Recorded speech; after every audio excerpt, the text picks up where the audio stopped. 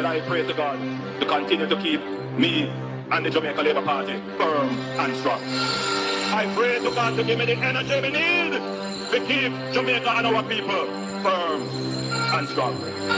Stand up, Labour rights. Stand up for justice.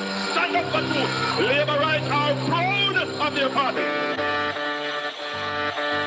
In the name of Jesus, in the name of Jesus, we shall have a victory. In the name of Jesus, in the name of Jesus, we shall have a victory. Jamaica, no bother fuss, no bother fight. We did a be a labor right. No shaky boat because a woman we like. We did a be a labor right. The river come down green, it's a pretty and bright. We did a be a labor right. The way me love shower in a green, me baptized. We did a be a labor right. Right now me nah worry about visa, cause we have one of the greatest leader. Me nah run way, go a foreign like Triple X and go deep, gravel leg out a freezer. Both ya fit on green like Tracina. I will say no, we are free for the teachers. We have the prettiest women like Anne-Marie Vaz and sexy Venetia. In the name of Jesus, in the name of Jesus, we shall have a victory. In the name of Jesus, in the name of Jesus, we shall have a victory. Oh no, see St. Thomas Urban Center, you know, St. James Parameter. Our doctors did have to use garbage bag, yo, does you go on like you no member. No blessings that flow like river. Every bad prayer return to sender. Dr. Cole and Blair teeth drop out from when PMP never buy them no denture. In the name of Jesus, in the name of Jesus, we shall have a victory. In the name of Jesus, in the name of Jesus, we shall have a victory.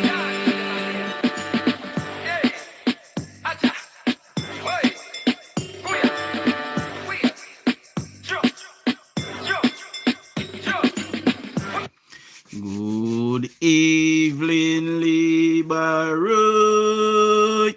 and good evening to all other comebacks watching this channel. Welcome to another episode of Political Hard Talk. I am your host, none other than the greatest Laborite alive. Good evening, my people. Good evening. Now, we're going to go down to Westmoreland, among other things, tonight, my people. So let's roll out the evening shout-outs and then let's get into it. See? So, Jakey, big up yourself. Sylvan, big up. Good evening to my beautiful wife. Good evening, baby. Melanie, big up yourself. Warrell, big up yourself. Craig, big up. Annette, big up yourself. Wife Style, big up yourself. Carleen, big up yourself. Cherryberry, big up. Jacqueline Chambers, big up yourself. Mama Winsome, good evening. Who else is here? Daphne, big up yourself. Or Daphne, sorry, big up yourself. Hansley, big up yourself. Or Hensley, big up yourself. Joan Forbes, big up yourself, Joan. Victor, Father Victor, big up yourself. Joan Blake, sorry, big up yourself. Diane, big up yourself. A. Hutchinson, big up. Anita Earlfood, big up. Marcia Allen, big up. Tanya, big up yourself. Hope, big up yourself. Winsome Radcliffe, good night. So, I told you guys on the live this morning that, you know, I was going to do a bit of digging about a gentle merfish that I was sent a voice note of this morning. You know, I did a bit of digging and I found out that this homosexual lives in Savlamar, Overbush to be exact, you know, and I was told that Councillor Chang went in that area and she stopped at a shop that apparently belongs to a Labourite. And the PNP people down there started to attack Councillor Chang. Now, I was also told that since this whole disaster have started, not even one care package was given to Councillor Chang from the Westmoreland Municipal Corporation to give to her division. Not even one. See, the Member of Parliament collected several care packages and did not give her any to distribute to her people in Savlamar South. No, I tell you, say, Savlamar South is where my people them come from. And if you fight Julian Chang and stifle her, you're basically stifling my people them. See, Donald, big up yourself. Everton, big up. Caitlin, big up yourself. Dahlia, big up yourself. Eagle, big up yourself. I don't see Lisa Hall from yesterday. I got the voice note. I'm going to play the voice note for persons that wasn't here this morning. See, so we're gonna play the voice note. His name is Richard Wright, I was told. This Murfish that is from Bush in Savlamar. His name is Richard Wright. Listen to this. I tell you. All you machine, all you when we run up and down far. All which like how you see your Chinese gal. You when we run up and down for your win. They got everybody via so to make you win. Work hard to make you win. I can care package up a library stop, you go give them like a library, you know. Up there go stop and give them work and give all if you give work run here. And now you can give me look work run here. So yeah, did I come this with me on phone I go call the island boat a load mount man. Your man they mount no load. Your man they mount no load. So apparently this brother, well, he said that he pulled out all the stops to get Julian Chang elected. And Julian Chang came into the area and and stopped at a labor right yard. So that is the big contention, my people. So this is what is really going on down there. Because the PNP is now back in power down there in full effect. Both municipality and the Member of Parliament. They are trying to ostracize labor rights. They are trying to sabotage labor rights. They are trying to not aid labor rights with anything. So this is this brother's contention. He's upset that Julian Chang stopped at a labor rights shop. And, he's very upset about it, as you can hear. Now, when you take the oath of office, my people, big up in Larry Melody, good evening. How you pronounce the name? The Eason. Big up yourself, Eason. Ran Harry, big up yourself, Father That Night. Big up yourself, Jack Nell, big up. And Rai, big up yourself. When you are elected to councillor, or when you are elected to Member of Parliament, after that election, big up yourself in Okino. After that election, every single member of your constituency, you are responsible for them, whether they are PNP or JLP. See? Big up yourself in a stimp. So if you stop at a labor right shop as a PNP, it shouldn't be that you stop at a labor right shop, you stop at your constituent shop. And vice versa. If you're a labor right, you stop at a PNP shop. It shouldn't be that you stop at a PNP shop. It should be that you stop at one of your constituents' shop. See? Caroline, big up yourself. Oh, UN, big up yourself as well. This is the type of politics that is being played in, and the Prime Minister would have heard the Prime Minister say that people are complaining to him.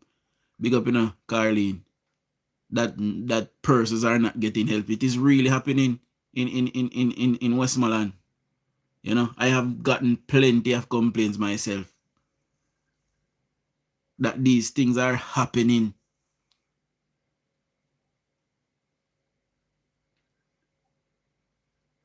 Boy, my people, it look like a PNP them a Petersfield now Abigail up there. So they send back Abigail gone back The guy division where I come from, the Cornwall Mountain. The PNP is pumping in a lot of resources in Petersfield. And you know, I don't know if there's going to be a by-election, to be honest, my people, because we're in a disastrous time right now. See? And because of the disaster that gives the government special powers to not call the election. See number in the chat there, okay, you know. The number in the chat, you know. See it there. You save your seat and come up on WhatsApp. If you call me straight, then I'll get me. See? We can't continue for say we are labor right and we better than them and them continue to do them things. We must call them out. You know, and that is what the Prime Minister is doing. The Prime Minister is calling them out. Now, I am not the biggest fan of the PNP, everybody know. But I am from a large PNP family. One side of my family, huge, the biggest part of my family, my mother's side of the family, bigger than my father's side. See? Huge. And probably 2 or 3 away from that side of the family are labor right. Everybody else from Pickini to Grand Pickini are PNP. See? And they live in Savlamar South. So when Chang now get nothing, for go give them, they're going to suffer. Good evening to my beautiful mother-in-law. Good day, mommy. And from all account, from all the reports that I am getting from the ground, she's a good counselor. She's there with the people them. So we are going to give her credit for that. We don't give Dwayne no credit. Dwayne absent half the time. Then can't find him. See? I believe, I don't know how I go on sometime, Marcia. Sometimes the post notification don't go out. I don't know why. You know, I think it is a YouTube thing. You know, big up in Nicola. Good evening. I think it is a YouTube thing, my people. Now we are going to go back to this topic later on. Because I may have some other things I want to say. Big up in a chosen general. But we have a clip I want to play this evening. From the Prime Minister's speech yesterday. When him and Mark Golin was going at it. I want to break that down this evening. See? So now listen to this. This morning, the Minister of Finance and myself, we met with the heads of the institutions to outline the Mama Sonia, good evening. next steps, align implementation pathways, and prepare for rapid disbursement. Madam Speaker, for anybody that don't know where that big guy at the top is on the thing for, in the background for, so he is a PNP that was on the Electoral Commission of Jamaica. I was told through the grapevine today that he was to help with stealing the election and failed to deliver. So now they are trying to have him removed. That is what I was told. It is alleged, my people. I mean, I know concrete evidence that I would then tell me. So, you know, me can only relay that to you. And it would seem that way to me. You know, I don't know how it looked to you, but it would have seemed that way to me as well. We saw them the PNP tried to steal the election in Central Kingston. That was an absolute fact. That the PNP tried to steal the election in Central Kingston. And I am sure they would have tried it in other places as well and failed. So I was told that his job, you know, along with Satan, was to help to steal the election from the JLP, and he failed to do so. And now they are trying to have him removed. See? So that is what I was told. We continue to listen to the clip of the Prime Minister. institutions could not have been clearer. They told us directly that Jamaica, already the case study of fiscal responsibility for the world, now has the chance to become the poster child for post-disaster recovery and reconstruction.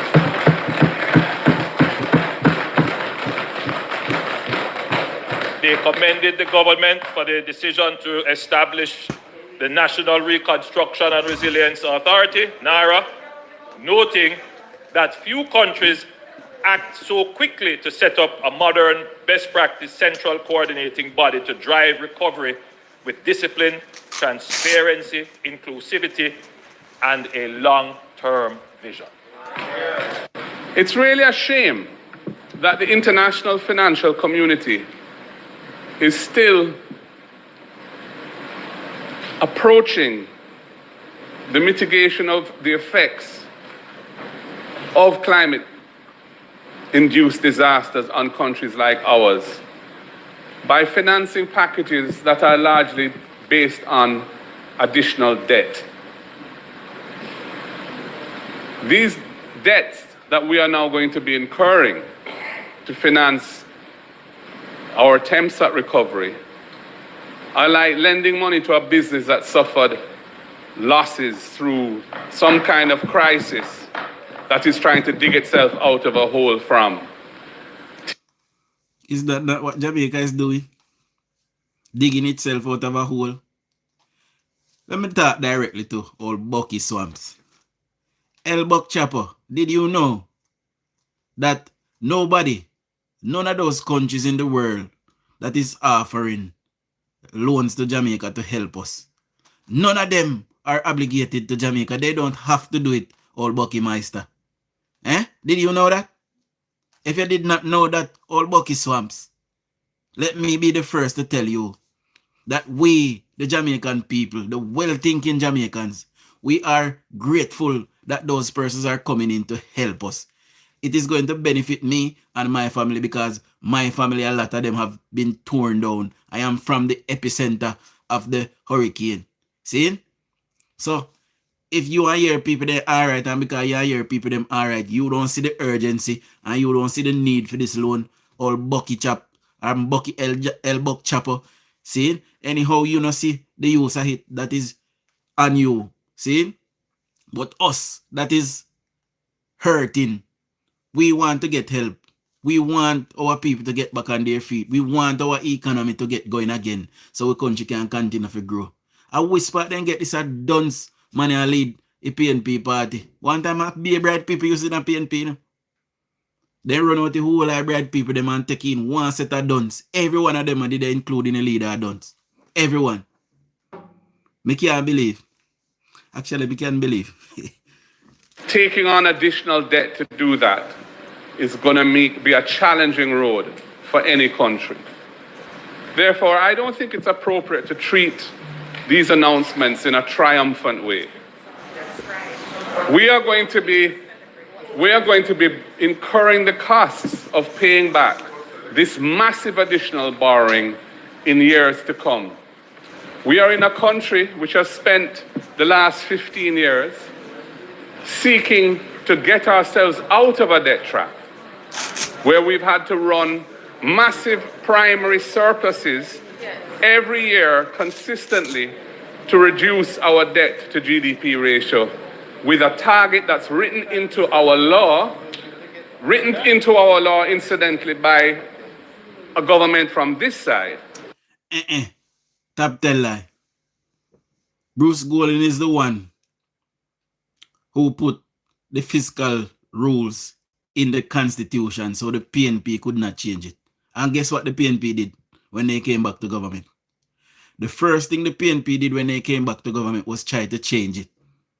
They tried to find a back door so they could go in and take out money outside of the deal that they had with the IMF, and the IMF would not allow it. And that is how they left it. But it was Bruce Golding who put in the fiscal rules in the constitution, not the PNP. Here again, Mark Golding is lying. And all that, a simple Google search tell you this. What is wrong with this man here? Big up in the Amai. Dana, big up yourself as well. See more, big up. See, Tom, big up yourself as well. I tell him, you know what we are going to do, brother? We doom. That's how I can tell you, we doom. Anticipating would have been met this year before Melissa struck us. And now we are facing a new era of massive incremental borrowing. If you look at 3.6 billion US of sovereign debt, that's over 25% of GDP of additional borrowing. That does, and the 662 billion already available, only less than half of that is in a form that's not debt. Most of that is debt as well. This $2.4 billion of private capital, we look forward to seeing whether that will be forthcoming and in what volumes, because you can't project that you're going to receive private investment as part of your recovery. I'm glad that the multilaterals are going to support the effort, but at the end of the day, investors have to be willing and there have to be projects available to them that are bankable and investable. So we will see whether or not that happens. But the reality is that only 12 million US out of how much? $7 billion is grant funding. Only 12 million US out of over 6 billion. So we might go in the want the people then do. Give them money for free. Eh? My goal is that only 12 million US out of 6.7 billion is grant funding. So our mark goal in the get $6.7 billion for free. Somebody tell me for me spring chief phone and come mark goal in the head tap with 1 teaspoon. Eh? Somebody tell me at which part they need to go lend Mark Golin $6.7 billion. I mean, give Mark Golin $6.7 billion because that is what Mark Golin wants. Eh? You know, see, them people they're not normal. If the people them are lend we a portion of money over a 3-year period, see? And then they put no extra stipulation on it, so we can continue to do a Spark program, we can continue to do things them we did that do, and there's no massive interest on the money either. See, so we can continue to pay down with debt as well. So this debt is separate from the one that we have already paying down. See, it not gonna take no long time to pay back 6.7 billion US dollar. We can pay 1 billion US a year for the next 6 years. See? Mark Golin want the people then go in and then pocket and take out the money and give it. You know see what happen? Because Mark Golin going to tell them say because of climate change for them fault. So him not take no loan. They need to give me money. They not deal with it. Because I tell you the right though, so they not deal with it. Out of over 6 billion of programmed US funding is grant funding. That is the world that we as Jamaicans, both you on that side and us on this side, have to navigate. The institution which has been announced. If you know what you clip on, see Juliet Wellness a shake her head and a smile. She can't believe what she hear. Mark Golin want people then take up their $6.7 billion give Jamaica for free. Eh? Wanna say there's someone that walk list and kills? Eh? How we spot this someone that come from? He look like him too white. He forgot to say the rest of we no white. We don't have them the privilege the Mark Golden. A loan is a loan, and a lane is a lane, and a barrow is a barrow. A barrow we a barrow it. And we about Mark Golden. We don't no issue. See, we're going to take with time and pay back. We're going to build up the country, build back our economy, and we're going to take with time and pay back. Because you're white and you can't get things, we can't get it. So we are take what we can get, sir. See? It's simple as that. To oversee the recovery process, which does not yet exist. It is just an announcement thus far. This national, I think, Resilience and Recovery, or Recovery and Resilience Authority, NARA, is going to, we are told, be responsible for the relief resources being spent in a judicious way, in a way that's efficient, in a way that is accountable and transparent, and in a way that accords with a sensible policy of recovery. After all, the PIOJ has indicated that this financial quarter that we're in now, the economy is going to contract by some 11, I think, to 13% of GDP relative to the same quarter last year. That is a massive contraction. And it's going to further exacerbate the debt to GDP ratio because, of course, the debt to GDP ratio has two components. There's debt and there's GDP. So what we're seeing here is that debt is going to be growing dramatically and GDP is in the process of a free fall as a result of this terrible calamity that has hit us. So while I admire and indeed share optimism about the future, because Jamaica is such a resilient and special country, and we will get through. I don't think Mark Golding should I say admire. I think he made something else, but we continue to listen to the brightest opposition leader we ever see in a Jamaica history, according to David Crawford. This, I think we should approach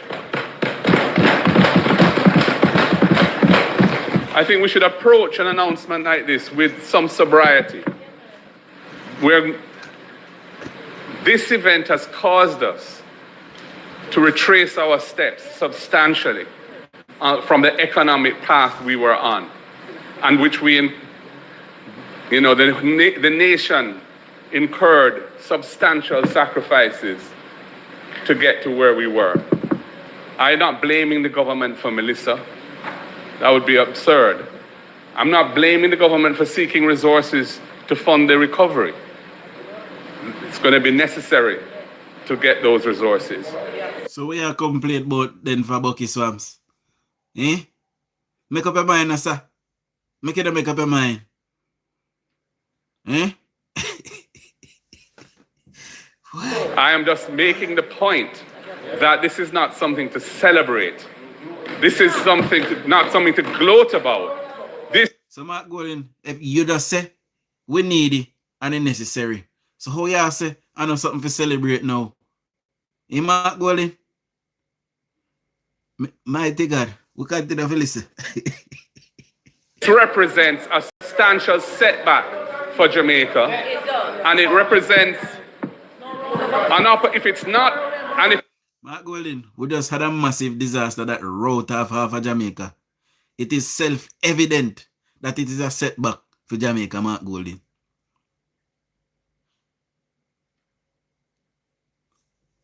Hey, we have to listen to him, people. I know no feel like me, but we have to listen to him. It's not administered properly. It could permanently weaken our future prospects and damage the country's future. Which is all the more reason why the composition of this recovery authority is important. I wrote to the Prime Minister on the day after the hurricane to suggest the establishment of a task force with broad-based representation, leaders from the private sector and business community, leaders from the churches, leaders from the NGOs, and representatives from the government and the opposition. The concept of NARA is consistent with that. However, I've heard nothing from the Prime Minister as to the role of the opposition in NARA. We heard it will be broad-based, but... Mark Golding, you're not a part of the executive government. NARA is for the executive government. You're a part of the legislative government, Mark Golding, not a part of the executive. You don't sit in the cabinet. So how you want to be in a NARA or NERA, Mark Golding? Why you not stop mislead the people them? And all of we are either to the Mark Golding. Somehow we have sense and we know what going on in our country. We can't do that, listen. Boy, they don't do. There is no inclusivity in the dialogue around how it is to be constituted. The likelihood is that we will not be included in it. That is your... Of course, Mark Golding, because you're not a part of the executive government. You do not sit in the cabinet, Mark Golding. So it is more than likely that you won't be in it, Mark Golding. There are other places that you can go. Like in the toilet. When I pit toilet, them just up me and jump down in there. Yeah, whole heap of cockroaches there with fire. That is what I'm hearing from the other side in their responses to me, their sotto-voce remarks. All I can say is, Prime Minister, the opposition represents some 400,000 voters who voted for us, 28 constituencies, and our presence in the recovery and our participation in the recovery, you'll be well advised to seek in a genuine. So, Prime Minister, the point I was making is, I think you would be well advised to seek in an authentic way the inclusion of the opposition in the governance arrangements over which these funds will be administered on this recovery, because Jamaica is facing an unprecedented disaster, the scale of which is indeed awesome and frightening to those who have to encounter it on a daily basis in several parishes across the land. So, Prime Minister, I wait to hear your thoughts on this. I have asked you about it for a month now. You haven't indicated to me your views, but, I'm putting to you today again what I consider to be the optimal approach to dealing with this particular matter. So what we have here, my people, oftentimes the Prime Minister and Mark Golding will talk about something and Mark Golding will come on the media and say something absolutely opposite. See? I don't know who I teach Mark Golding politics would know that he's not very versed in it. I believe it is Dayton Camber. But it is working against Mark Golding's own best interest, what they are telling him to do. See? So the Prime Minister cannot trust Mark Golding. And that is why they are not doing anything with Mark Golding. Mark Golding is snake on top of the grass, the under it. He's very visible. See? And it close you got to him, I'm going to bite you. Remember what I tell you? His concern is that, yes, you may say that $2 billion is available in private sector loan, but are there the matching investments ready to take it up?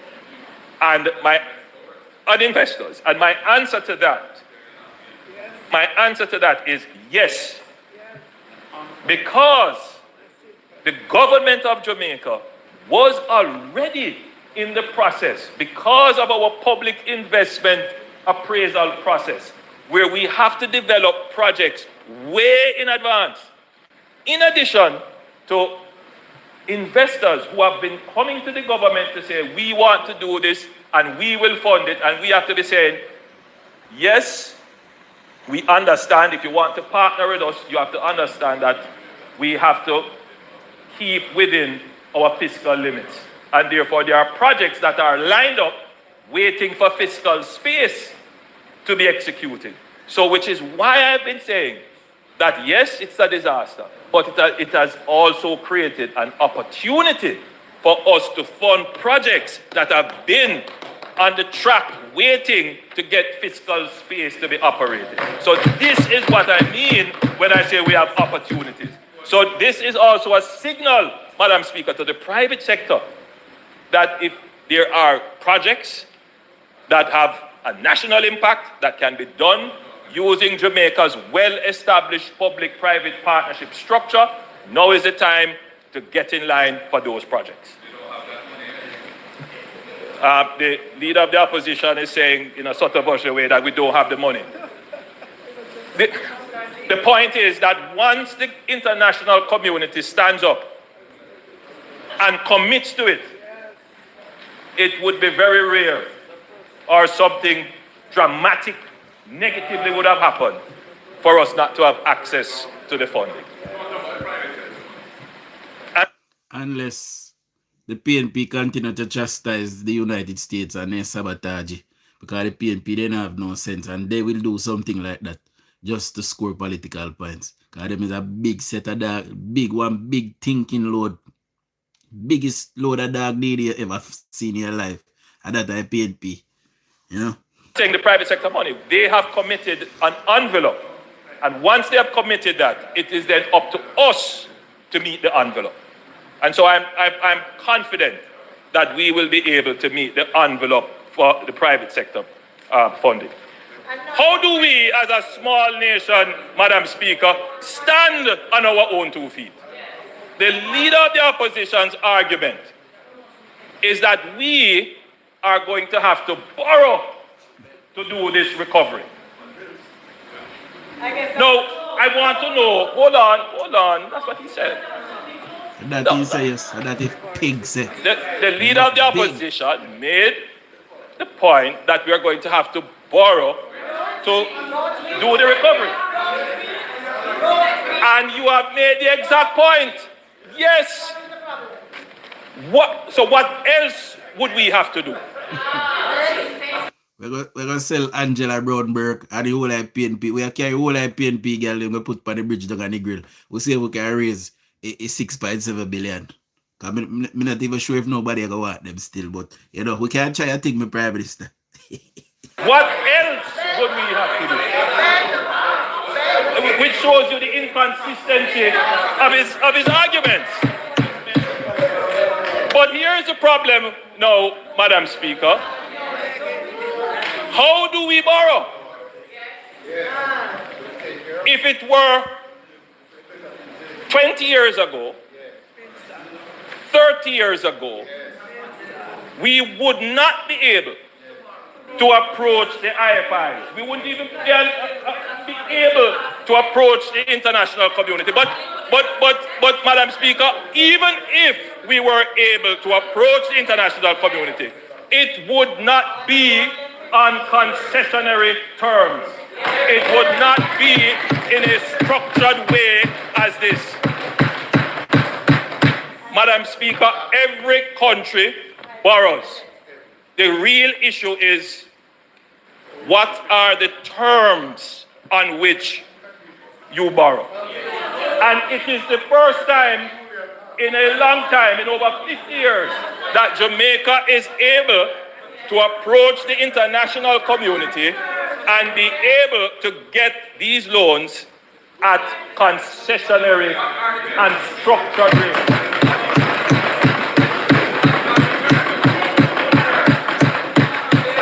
Madam Speaker, I can be clear. I can be clear with the House that our preferred approach is to engage with the international financial institutions, because invariably their terms are much better than private markets, and they support. The PNP borrow from private markets for years and rack up 980 billion United States dollars worth of debt, and that we are pay back now with the PNP them borrow over 19 years. And that them must suggest the government do again. They don't learn nothing. That's why we keep them far away. Far away. We keep the PNP far away. Technical development, and they engage a structured program. So it is better for Jamaica to engage the financial community in this way. Madam Speaker, we are only able to do this, because we have demonstrated that Jamaica is a good steward with its own resources and a good steward with resources that we have borrowed. That good stewardship, Madam Speaker, the signal of that is that we have been able to consistently reduce our debt to the point where we were almost at 60% of GDP.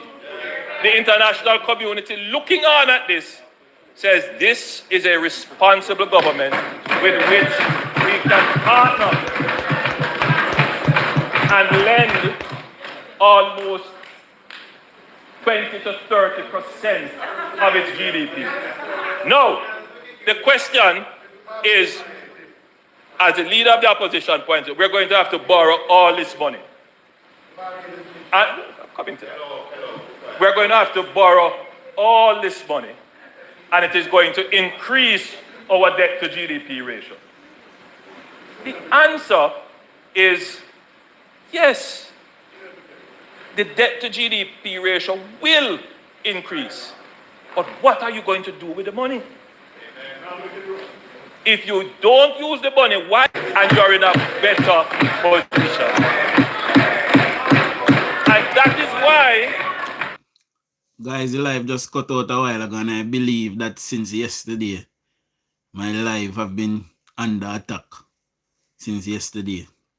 Saying, but the good thing is, YouTube is not like TikTok, and they will, although the live will give trouble, they will investigate it to find what the problem is before them take it down. So when you go there, you report something, they will actually sit there and look for where you report, and if they not see it, they not take down the live. And I like TikTok where them not see it and then take down the live. See, and that is why I left over TikTok. But I believe that my live have been under attack from the PNP since yesterday. See? So we continue to listen to the Prime Minister. So I'm coming now to the question of NARA, of setting up NARA. So from a week after the disaster, we anticipated this, and we decided that we would have to establish an entity that will be able to use the funds as quickly as they become available. Because a part of the discussion with the IFIs is that the funds have to be made available on a fairly rapid pace. In other words, it couldn't follow the elongated processes. So we had to establish a new entity, and this entity, to answer the question asked by, I believe it was the leader of the opposition or somebody else, the member from South Manchester, what will be the form? What form will the entity take? This is where we are now in terms of studying questions that are now being studied. We sought the advice and assistance of the World Bank in doing the conceptual note. We're out of that phase, and now the Attorney General's chambers and all the other legal experts are now looking at what legal form it will take. I will reserve my comments because I don't want what I say influence the advice that is given. But we want an entity that is nimble, can move very quickly, that complies with our... I wouldn't want Mark Golden night because he can't move quickly in belly big. He might take a hole in back my paper. See, so Mark Golden, no, you cannot be in NERA. We don't want that there. All pork chops. Principles of fairness and transparency and so forth. And we want an entity that is forward-looking. The question is, what role will the opposition play in all of this? Now, during the pandemic, I had the awesome responsibility of using executive powers. And I made it a practice that for every... I remember one morning for my live father that night. I don't know if you remember this one morning for my live on TikTok. Somebody run me down, say the Prime Minister can't exercise executive power. I may tell them, say, as long as the Prime Minister cabinet is with him 100%, then he can exercise executive power because the government that take a decision and not just him in whole cabinet. So anything will fall upon the government, fall upon the cabinet. See, it fall upon the shoulder of the cabinet, and the Prime Minister can exercise executive power. I don't know if I did that man in that night. Person run me down, say, Prime Minister, no executive power. You know, no executive power. Yes, the Prime Minister have executive power. Just like how you see Trump have executive power over America. The Prime Minister does. See? The executive order that was given, I brought it to Parliament, though it was not required, and it was debated here, and parliamentarians had an opportunity to vary or change. It worked quite well. And I think we could say that we had the cooperation of the opposition in the management, largely, of the pandemic. When the leader of the opposition and myself met, he expressed to me that he would want to have a role in the recovery, and that was not something that I objected to. I still, however, have to figure out how does that work. The framework of our system is we have a parliament. This is the ultimate forum in which we meet and debate. And I have said, hold on, I've said, listen, let us establish a special committee. It wouldn't be under the strictures of all the other rules of how the standing committees and other committees work. It could meet when it wants and have that robust discussion, ask questions, oversight, and you meet. And it's under the rubric of Parliament. I was a bit disappointed that that effort was rejected in favor of going to the PAAC. But I understand, because it is my view as well, that if you have a government and the government has a structure, why go outside of the structure of government? Allow government to work. PMP and ambition, Prime Minister. On the one hand, you can't reject what I have established based upon your advice and request. We have established it. Then you reject it, and then you come here and say you want to have a role. So him request it. Them the Prime Minister say, all right, we're gonna do it. Then he reject it. Now he come a ball say he want a role. You know, run him from there, make him move up. So like a line. I mean, make up your mind.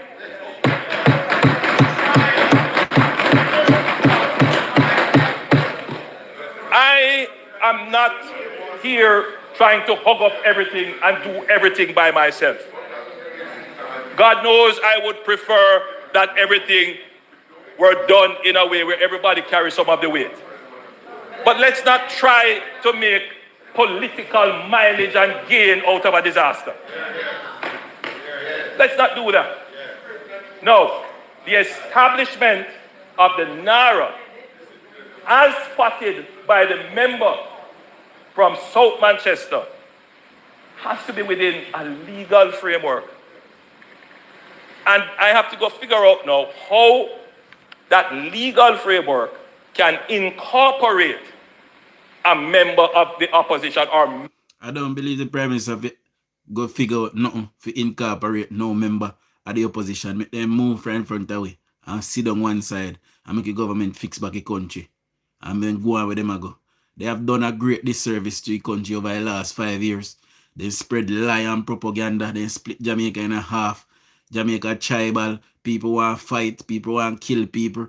That is the work of Mark Golding. They enough make him come nowhere there. Make him move up and run away. Members of the opposition, hold on, in how that is administered. No. Hold on, member. There is a precedent which I have been thinking about, but I don't know if it has worked. Again, the member from Manchester South would immediately recall that the National Security Council was established in this way, where a member of the opposition from time to time was invited to sit on the National Security Council. Hold on, man. The Disaster Risk Council is an established position. And we have always said, let us use that. But you won't want to use the Disaster Risk Council. You want me to go now outside of the established structures and set up another structure. That's what you want me to do. Because they might try to obstruct the government and distract from the work that needs to go on so they can find things to blame. Because they might search for a scandal, you know. That they might do my Prime Minister, they might search for a scandal. They will want something for happen out of place if they running in the media with them and their surrogates. No bring them nowhere near we. Run them away from the Prime Minister. Don't put them on nothing, make them move. Make them stay. Them a member of Parliament already. Make them go on in their constituency go work, because God knows say in a PNP constituency them dog and junk and hog living at them. How they disgusting and terrible. And that's how they figure go work. No put them on nothing official there. Just do your work, my Prime Minister. Make the cabinet work, make the government work, make the government institution work, and run away opposition from there. No give them nothing to do, make them move up. No, I am making my point. The Prime Minister is again misleading the House. We have never objected to the use of the Disaster Risk Management Act and the Disaster Council, Risk Management Council, Disaster Risk Council, as the framework for dealing with disasters.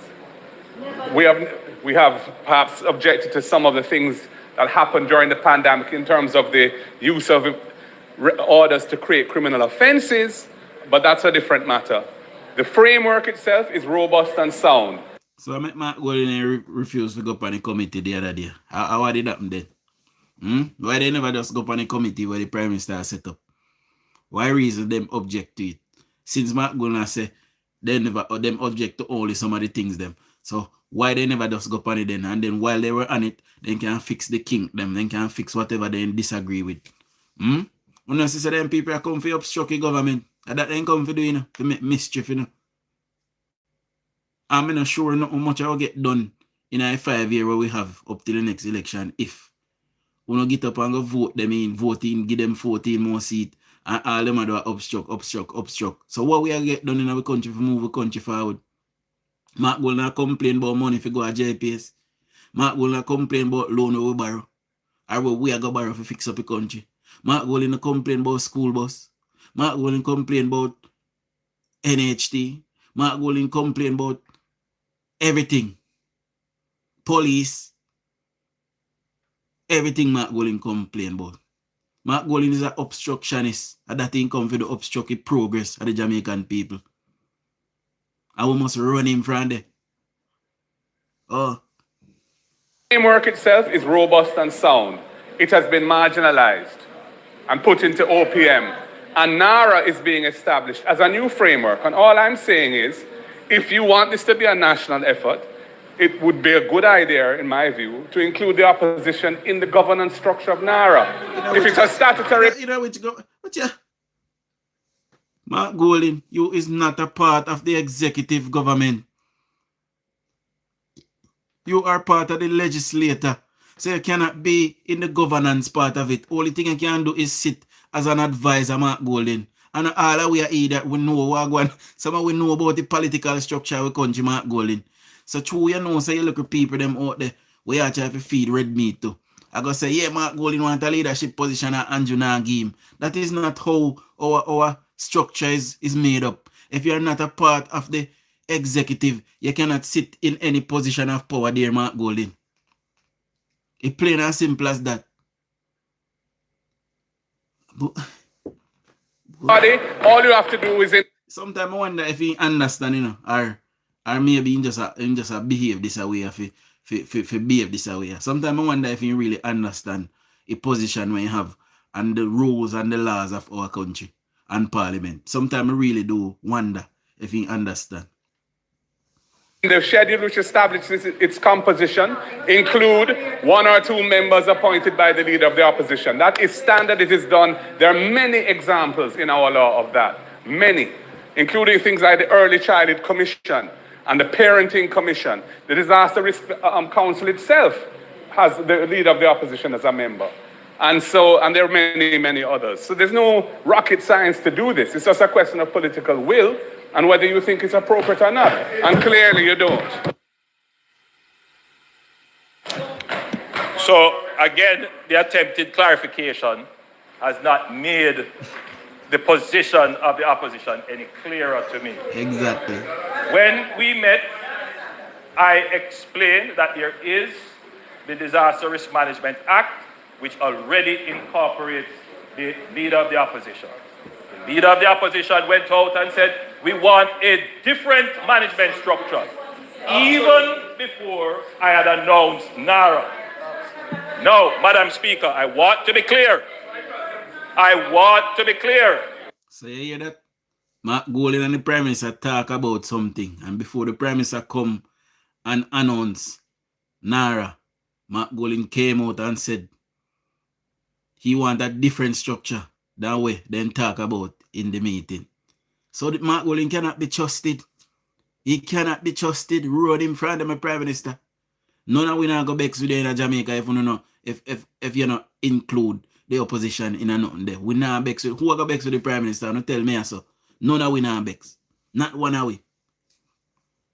At the start of my presentation, Madam Speaker, I went to great lengths to explain that the disaster is being managed in 3 different lines of effort.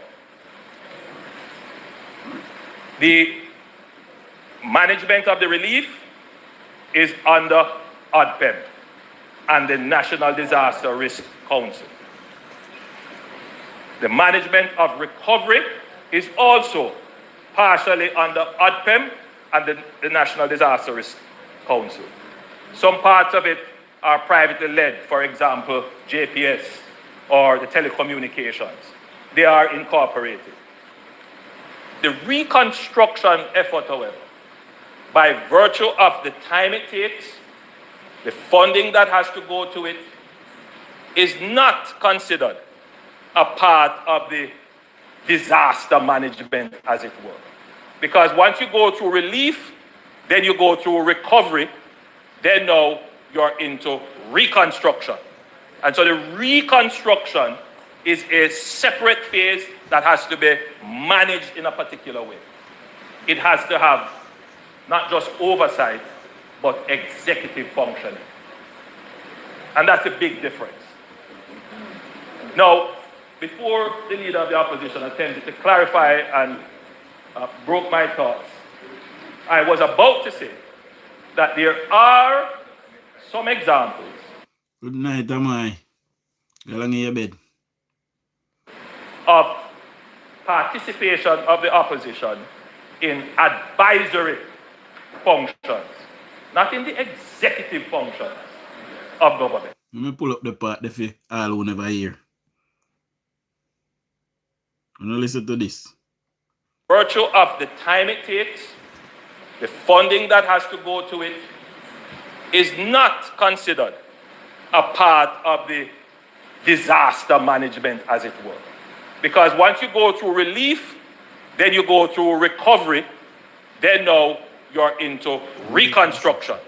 And so the reconstruction is a separate phase that has to be managed in a particular way. It has to have not just oversight, but executive functioning. And that's a big difference. And who is the executive, my people? Is Mark Golding a part of the executive? Can anybody tell me if Mark Golding is a part of the executive in Jamaica? Because Mark Golding want to left film function and go in a cabinet. And Mark Golding did that with the election. Eh? He did that with the election, you know, but he want force people put him in a cabinet. Me never seen nothing like this yet. For Mark Golding privilege past white. Eh? It translucent, it transparent. You can't see it film privilege. That's very great. Hmm? Now, before the leader of the opposition attempted to clarify and broke my thoughts, I was about to say that there are some examples of participation of the opposition in advisory functions. Not in Yeah, when Mark Golding attack, he left out the part there. He said then the infant something. Then he said something else. Then he said the disaster risk thing. He's on it. But in a send the money as an advisor. You know, he might make it look like in the money as an executor. No, Mark Golding, you cannot take up executive function because you're not a part of the executive. See? I guess one of the lawyers them over the PNP, we know the legal jargons, need to sit him down and explain it to him. Because I don't think he might get him, people. the executive functions of government. I pointed out the National Security Council for one. The Disaster Risk Council is another.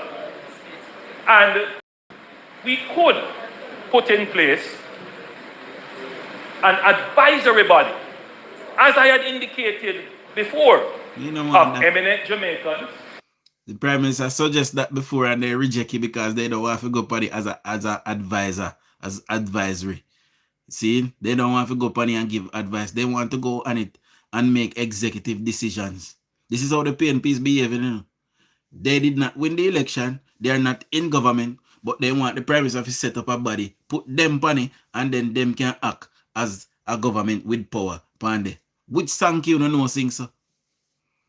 And which other country you see that happening? Eh? Any other country they run with Mark Gold in front, they get up him, then probably I'll lock him up. May I tell you no, how he might behave? Of members of civil society and of course members of the opposition, because there will be decisions that have to be made that require strong political and social decisions. So we already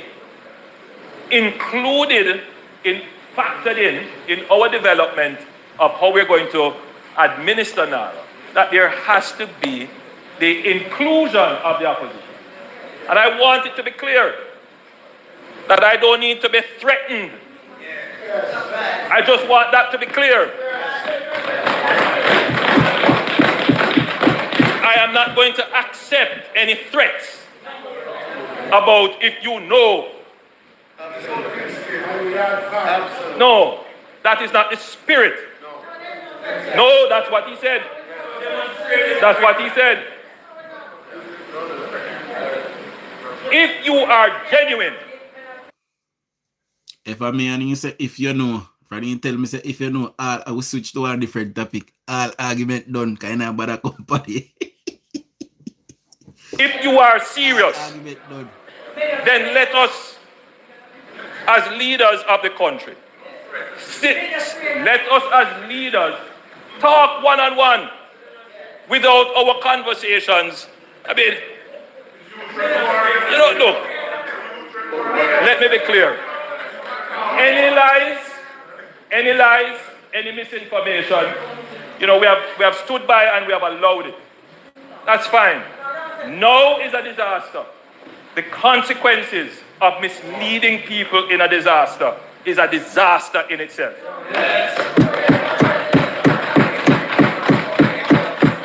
And if you are truly a part of the government, then you must act like a part of the government and be responsible in your conduct.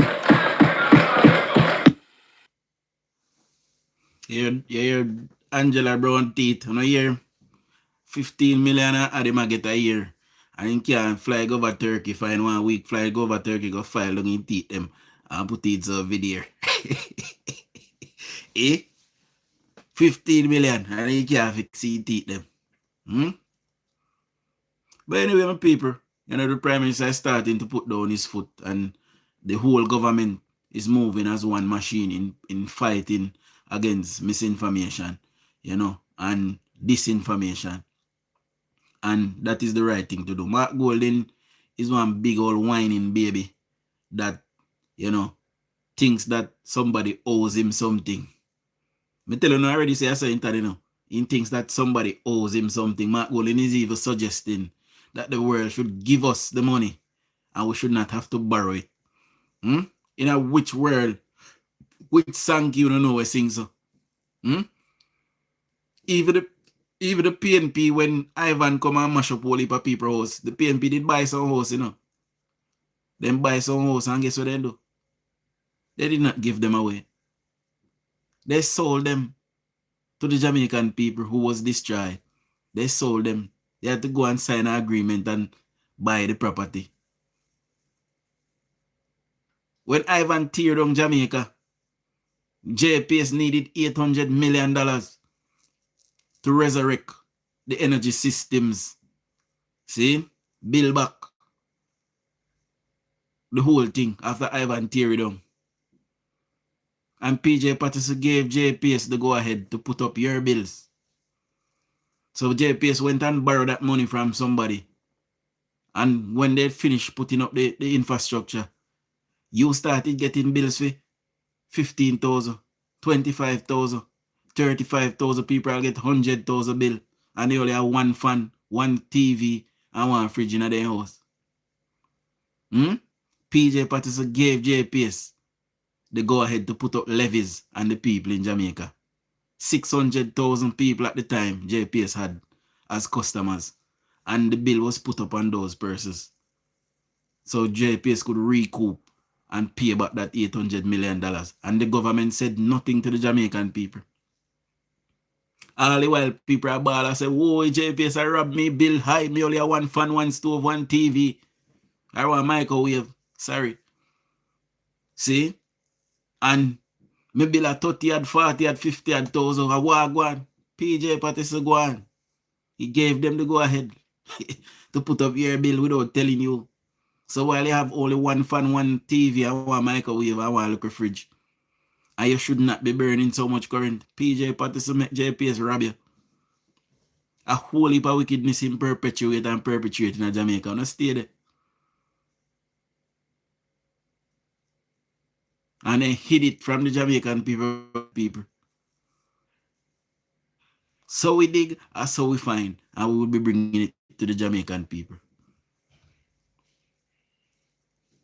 Now, I want to talk to you about, the PNP is going to move now to purge some people out of their party. People that is not with Mark Golding, and people who is making utterance like what they want to get rid of him, because they see that he's not able. They're stuck in the PNP that Mark Golding is not a leader. As a matter of fact, it is evident for anyone of us to see that there is no leadership in the PNP right now. See? I'm going to segue a little bit. Let me just say this to my Prime Minister. Prime Minister, I know you listen to me, and my audience, them, love you. I know you listen to them and hear them. We are not in support of you putting Mark Golding on any committee. Please, Prime Minister, think about what you're doing. And it is in your best interest, and our government's best interest, and our party's best interest to keep Mark Golding and the PNP outside of Jamaica's business. They are not here to look after the country. They are here in the best interest of the PNP. See? So please, Prime Minister, think about what you're doing, and none of we not go vex with you if you do not include the PNP and any advisory boards or position. Not even the advice we don't want, because Mark Golding tell us don't lend JPC 150 million to get back light at Westmoreland. See Mark Golding come now and tell us you know if you borrow the $6.7 million, we know if you celebrate it. So what kind of advice you can give up on board now, Prime Minister? He's only coming there to watch. To see if he can find something to run, go and tell him either. Say money gone missing or something. That is what he wants to do. So do not include them in anything, my Prime Minister. See? Alright, so the PNP is about to start the purge, my people. People who is not supportive of Mark Golding, they are going to get rid of them. That is what I was told through the grapevine. This brother here on screen, who is a commissioner at the ECJ, I was told through the grapevine. Now, bear in mind, so I don't want Cliff Hughes say, me I spread propaganda. So me I say, allegedly, that is what I was told. See, me no did it, me no know. But I was told that he was to help with the stealing of the election. See? And failed in his duty to do so. So now he's being chopped from the line, my people. See? Them are cut him off from the ECJ and the party itself. And I am sure they will be going after many others. Like I said, the PNP is lacking of leadership and persons in the party who have been there for a long time. They're starting to see that Mark Golding cannot carry over the party, and they're starting to murmur. they're starting to talk. And that is why I want to see Dayton Canberra clean up his image as well, because sooner or later, Mark Golding will have to step aside. Mark Golding can't manage my people. And he's not coming across to the Jamaican people. See? The only reason why they won 14 seats is because they 14 constituency, they're full of bad mind PNP. Where watch the Prime Minister pocket and watch the Prime Minister house and what the Prime Minister have. And I talk about the Prime Minister thief $3 trillion because they workless and careless and an ambition. Where Prime Minister for thief $3 trillion and put it. America, England and Canada and the whole like country they not team up and lock him up for that. Where am I got thief that put it and them the country they not thief no lock him up for thief. And them can't get it for thief. If them can't get it for thief, you can't thief, you know. If America and England can't get it for thief, you can't thief. Remember, so me tell you. So we don't want them for no committee for Prime Minister. Now, it is said that in Westmoreland, on multiple occasions, you know, persons are MG non-stop opposition is now a national security risk. I believe so to Stim. I believe so. I believe that is a security risk. I've said that on multiple occasions. I believe Mark Golding is actually a terrorist. You know, I've said that on multiple occasions. Now, the PNP in several parts of the island where they have taken over. Labour rights are complaining in Hanover. One lady messaged me say, the new new PNP lady will take over. You know, she see her and ask her for some aid. And she said to her, say, she never vote for her. And I said, really? She said, yes. She said, me no vote for her so she can't aid me. Now, them the things they're not supposed to forget right now, my people. That's the rest time, you know, matter, it shouldn't matter if you're PNP or JLP, you know. Although you hear me there, so I cuss on me and say, right there. You know, I believe that if we look after food people them first, yes. But we think help everybody. But PNP now look after for them people first and help anybody else. Them a look after for them people only and not help nobody else. And that them a do. See? So with ideology, although not so far, but it's different. I say if we look out for people them first, make certain so they get. But the PNP must get too. The PNP now look funny the way they must say PNP forget and Labour right for not get nothing. That's why I tell you now all the while say you can't continue to act like you holier than thou. And talk about you better than them. See? But the minute they get, because if them a try to starve Labour right, I kill them and try to kill you. So you don't have no vote next 5 years. They're very calculated. You know, stay there.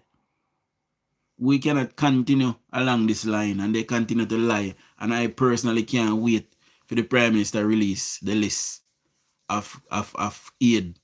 Because I want to see where DUJON'S get. Because DUJON'S down there telling people them saying I get nothing, you know.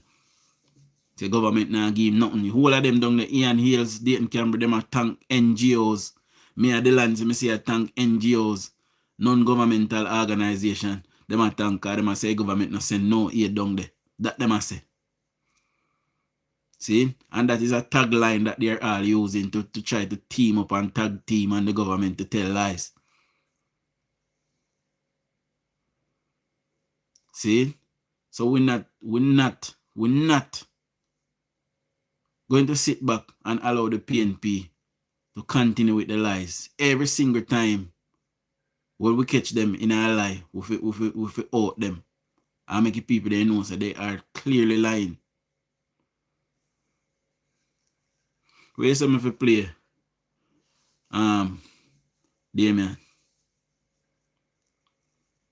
Yeah, man, the Prime Minister, we have it, you know, I think we have it. Let me see if me delete it or we have it.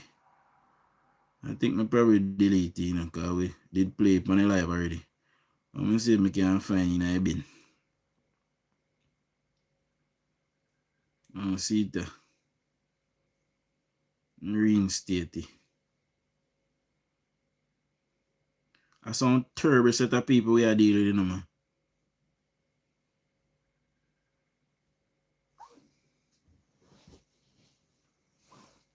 Oh, the clip with George.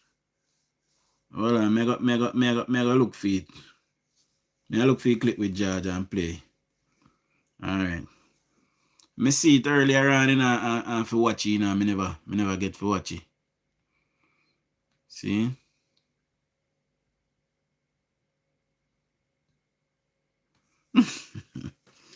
And I tell it if you go.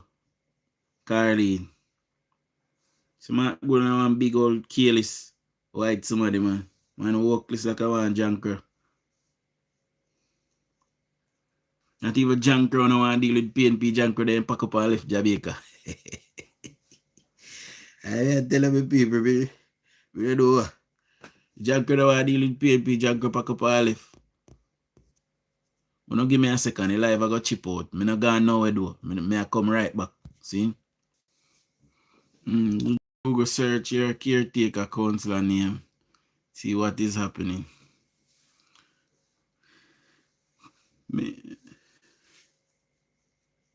Who am I councillor caretaker now? Rocky.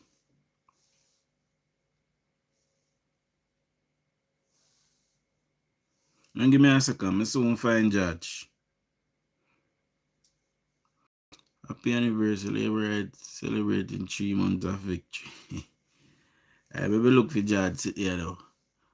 ODPAM soon have everything online for us to see what was given and what was sent out to the 63 member of parliament.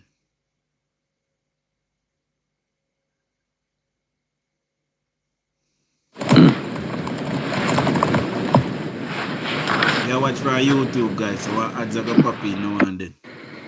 About how governments before this one handled the disaster response in terms of what was given to members of parliament, what was spent in constituencies, the damage to specific sectors, individual sectors, the cumulative hit to GDP, and just the overall response to the relief effort and how that was funded. And it's something I would have done anyway, but of course my steps were hastened by the intervention of the opposition leader in the House of Representatives yesterday, when in responding to the Prime Minister's statement, the opposition leader, I felt, never used the occasion to maximum effect. And I've asked myself, well, you know, are you overly, well, not even overly harsh, are you harsh in your assessment of Mark Golding's response? Because considering that the Prime Minister came with a prepared speech, with an outline of the speech, because not everything the Prime Minister said was on the paper, but he had his outline, so he could pivot comfortably. Golding's disadvantage was that he didn't have sight of the Prime Minister's statement in sufficient time. So I considered that and I said, yes, you know, your initial assessment is harsh. Don't be so hard on the opposition leader, because clearly a man of his capabilities, had he gotten sight of the Prime Minister's speech beforehand in good time, reasonable time, he would have come with a stronger offering. So that's a fact. I accept that I can't bash him for a response that was less than robust.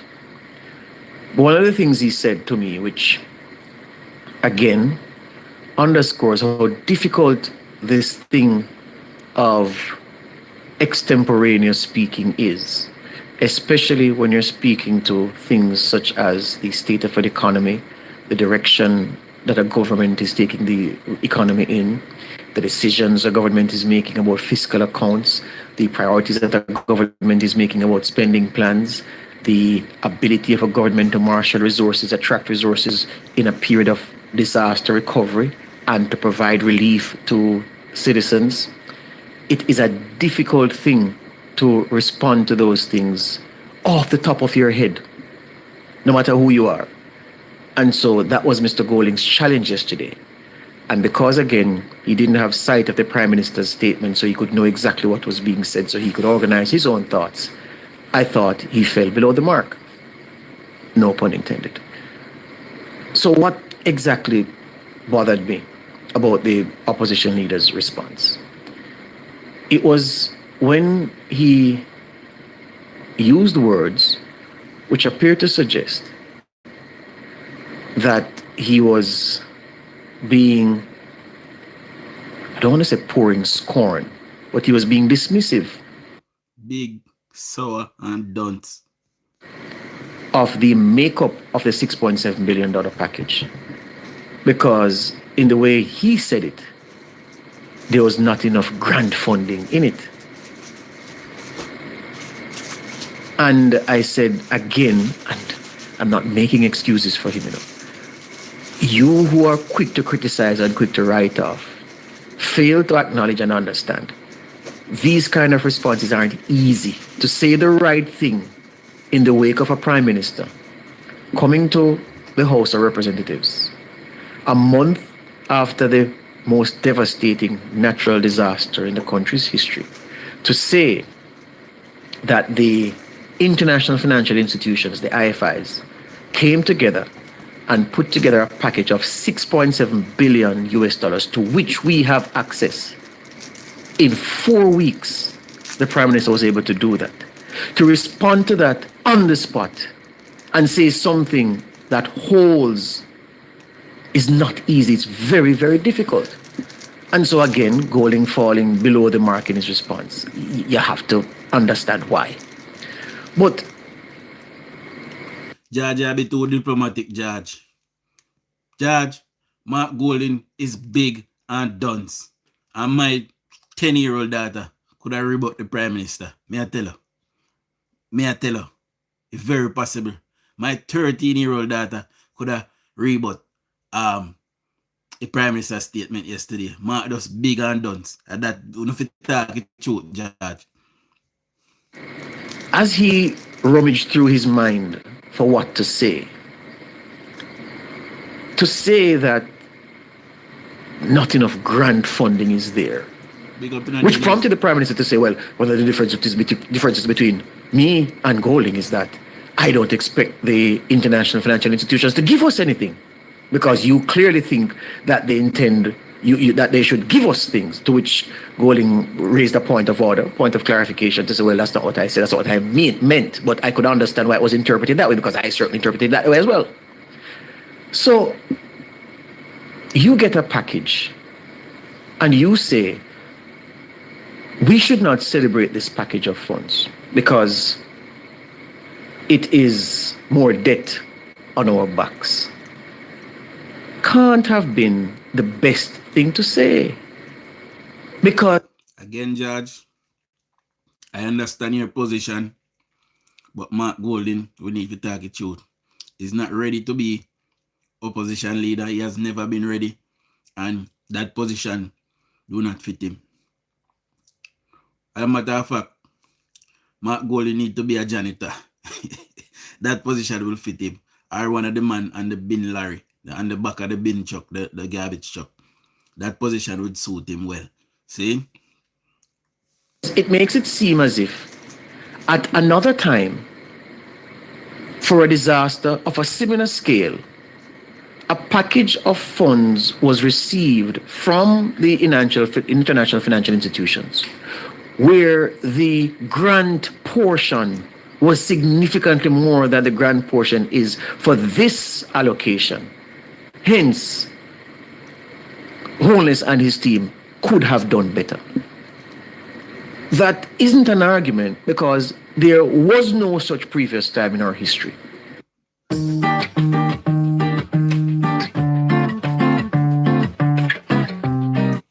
When we would... Jad, if you remember, say, Mark Golding is a rumid. And because he's a rumid, he probably make up a previous time in our history. See?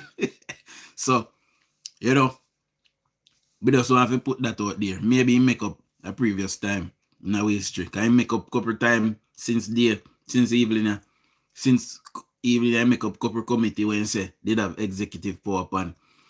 All if you find out say it was an advisory position. Eh? Have had a disaster of this scale. That's the first thing. And there was no previous time in our history when we had a major disaster and we were able to pull so much together so quickly after the event. Going further down and away from Golding's struggles with his on-the-spot response in the parliament, I looked at Hurricane Ivan, which struck on September 10, 2004. And I found a speech that Horace Daly, in his capacity as Labour and Social Security Ministry, gave in the Parliament to announce what the government then, the PNP administration, which had been at 2004 when Ivan struck, it would have been what? 9 and 5, 14. That would have been 15 straight years in office. That administration would have been in power for. Look at what was allocated to people whose homes were either destroyed or damaged. Watch this now. Daly told the House that $80 million will be disbursed to 7,800. Is that Jamaican? It has to be US dollar. It can't be Jamaican. So, but we'll go and listen. 70 families in northern parishes whose homes were severely affected by Hurricane Ivan last September. By the way, this was in May 2005 that he was talking about giving money to persons whose homes were damaged in the September before, several months down the line, okay? That's not to say that it's the first monies that were given, but just to say that this happened at that time. That works out at that time that each family whose home was severely damaged by Hurricane Ivan in September 2024, each of those 7,870 families received at that time, if you just do a straight calculation across the table because you don't know the specific circumstances, but 80 million divided among 7,870 families whose homes were destroyed in northern parishes in September 2004, $10,165 each for each family whose home was severely damaged. If you work it out and say, okay, what was $10,165 then in 2025 dollars? Plug it into the inflation calculator, it would work out that if that same amount was given today, it would be $46,231.46 for each family in northern Jamaica. Okay? Damaged by Hurricane Ivan. Daly went further to say 3,000 households in Hanover and St. Anne would be assisted with repairs to their homes under a special United States Agency for International Development, USAID project. Daly informed that budgetary provisions have also been made for persons slated to receive benefits in the minor damage category, and it was expected that payments to all categories would be completed soon. This is him speaking now, in May of 2005, after the hurricane, September 2004. Daly said, so far under the recovery efforts, 439 million in rehabilitation grants have been disbursed to over 46,000 families in southern parishes whose homes were either totally destroyed or severely damaged. 439 million to 46,000 families. Just do a rough calculation. Then that averages at about, then at the time, each family in southern parishes who either had their home destroyed or severely damaged received $9,543 each to go towards rehabilitating homes that were damaged or destroyed. I was around in 2005, and I can tell you that $9,000 in 2005 wasn't a lot of money. I can't tell you. So anybody, any young kids that is here now that wasn't around in 2005, I was a baby in 2005, I was around, and it was not a lot of money in 2005. Big up Charlie. That works out in $2025 to be $44,118. Imagine what would happen now if this administration were to give those whose houses are damaged $44,118 as a grant. And I know it is not a straight line comparison, but it's to guide your thought on what government was spending. And you have to remember, because history doesn't lie, the ability of that Patterson administration to spend in 2004, 2005 is much different from this Holness administration's ability to spend now in 2025. So the ability to pay, Vin Edwards always told me that, young man, the greatest thing is the ability to pay. The ability to pay, the ability to spend, significantly different, but just use the numbers as a guide. Contrast that, what that government was able to give to people whose houses were destroyed or severely damaged in 2004 and 2005. AWS powers F1 Insights to bring fans closer to the race. What's on YouTube, guys? So some Remember them are your exotic. coffee dripping, muscle pumping, car loving eras with Vinted's new category. To what this government has already given to members of parliament to do various things, or not given them, because one thing is true, and I hear a lot of you saying it, no MP has been given cash in hand. Funds are available through which they can do various things. No MP, none, has been given cash in hand to spend, okay? But compare what this government has made available to each MP to do certain things in their constituencies. Remember, this administration hasn't reached the part yet where they are giving people grants to rehabilitate their homes. They don't reach to say, but look at what has been spent already. Before Melissa hit, 1.5 million for emergency items to each MP. Melissa comes, 1.5 million more for the same purposes. For those MPs in the hardest hit constituencies, we all know that each of them got 10. Listen where DUJON'S get Westmoreland, because I know there. Westmoreland Central, listen where DUJON'S get.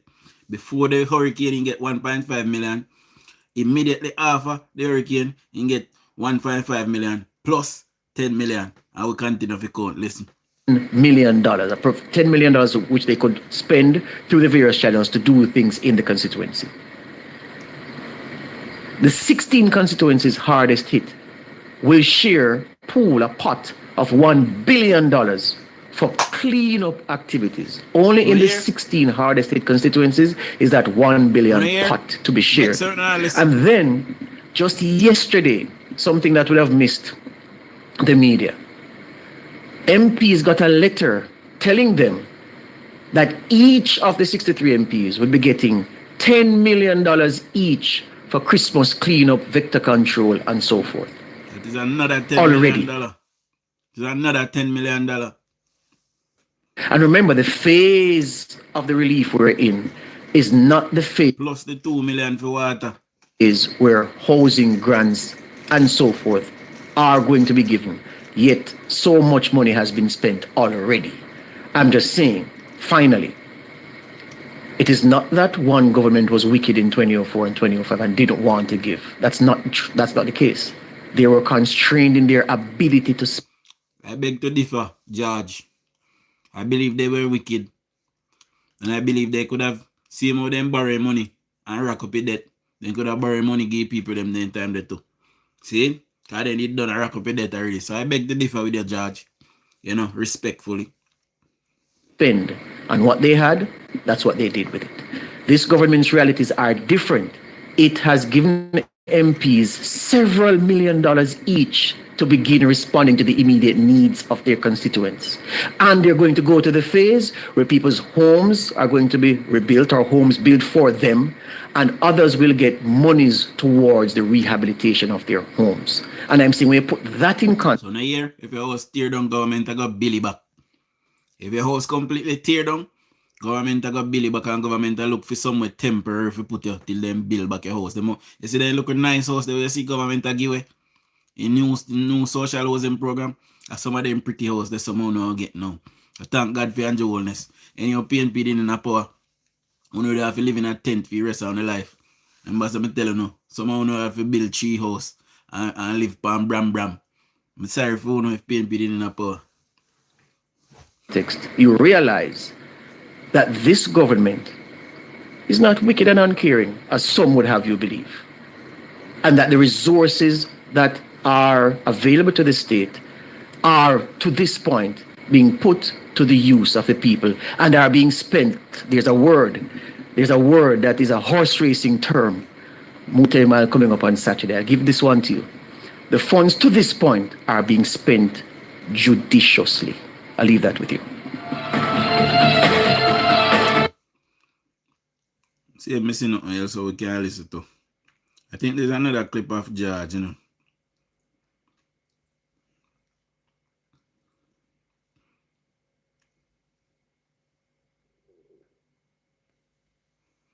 I will listen to Welcome to Midnight. Ride your next wave of casino fun. Download the app or visit midnight.com today. Casino done better. You decide. Bet £20 and get 100 free spins. It's more than a lifetime ISA. Let me ask you a question before we get to Marlon Morgan. Well, let's take a poll. If you believe that Jeanette Calder should resign, say yes. And if you believe that she should stay in her position, say no. So let us take a poll now. Do you believe that Jeanette Calder of Jump should resign? Say yes if you believe she should resign. And if no, say no. See?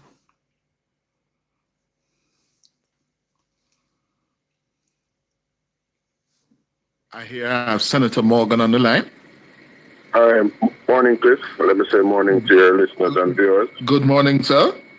I, like you, note the intervention by Jeanette Calder of Jump just now, because as I recall this matter vividly, the use of certain words is what created a conundrum. Because the yes have it, my people. The yes have it. The Jamaican people believe that Jeanette Calder should step aside. The yes have it, my people. The yes have it. In a conversation with her a while ago, the use of the term unaccounted for, in my view, is still problematic, and I'll tell you why.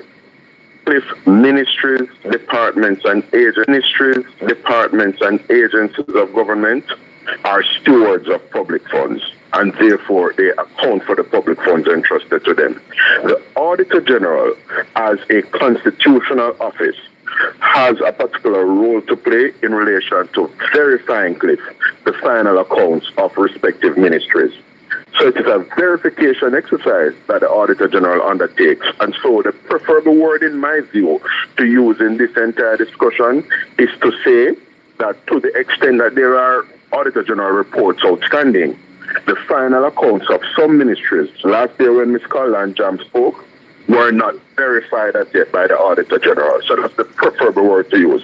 Because the truth of the matter is that technically the funds can be accounted for and are accounted for by ministries, departments, and agencies. It is the Auditor General's verification process, which in some instances are not the fault of the ministries, for example, but it is simply because of the workload the Auditor General has that you may find that the verification does not yet happen. Mm-hmm. So the preferable word to use here is that there are reports that were not certified by the Auditor General or were unverified by the Auditor General. Yes. And the more substantive point to make here, because I know Jeanette's sentiments, and I take her intervention in the spirit with which it was intended, yeah? But the point here is that there's a campaign on now by the government against misinformation and disinformation, because we True, they know we lock it. True, Jump now we lock them up.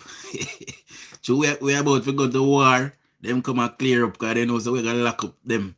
See? And everybody else. We spread misinformation. We're coming for you. Bad boys. What you gonna do? What you gonna do when we come for you? We're not going to prison. We're going to lock them up. One by one, them going to jail. One by one, we're going to jail.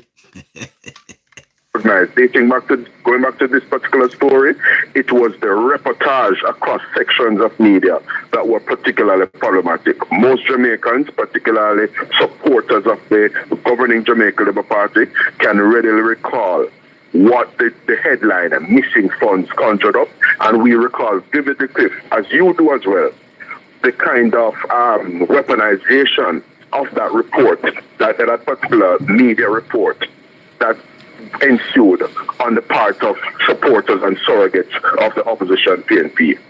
And these things do people a disservice. It does office holders a disservice. It impugns people's reputation. And that is why a campaign to stamp out misinformation and disinformation, or at least to challenge it wherever it emerges, is so important, because people's reputation are at stake. So your intervention is to make the point, Senator Dunn, just before we go?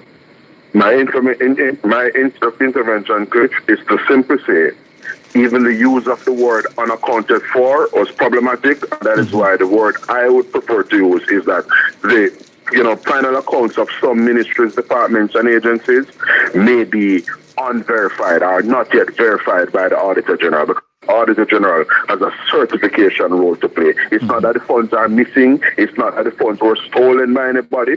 Certainly not by the government. Let me ask you this.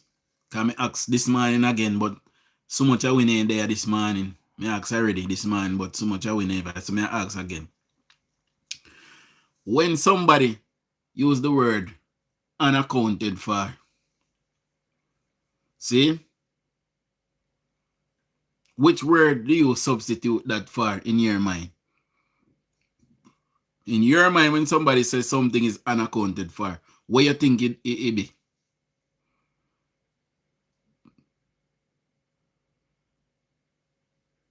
Exactly.